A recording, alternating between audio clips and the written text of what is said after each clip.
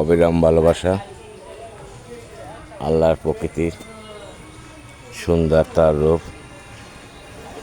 কালকে রাতে কালবৈশাখী ঝড়ে সমস্ত চারা সবাই চুয়ে গেছে, এবং এগুলো তো মাটিতে লাগানো না, টপের উপরে কি ফলন্ত পেঁপে গাছ, সেগুলো নুয়ে গেছে।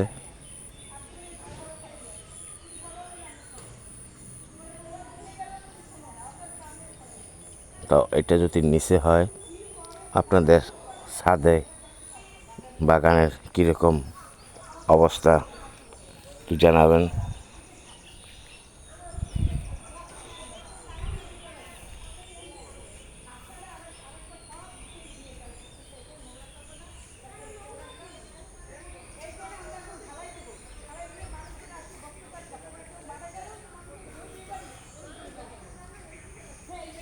সমস্ত গাছ নুয়ে পড়ছে।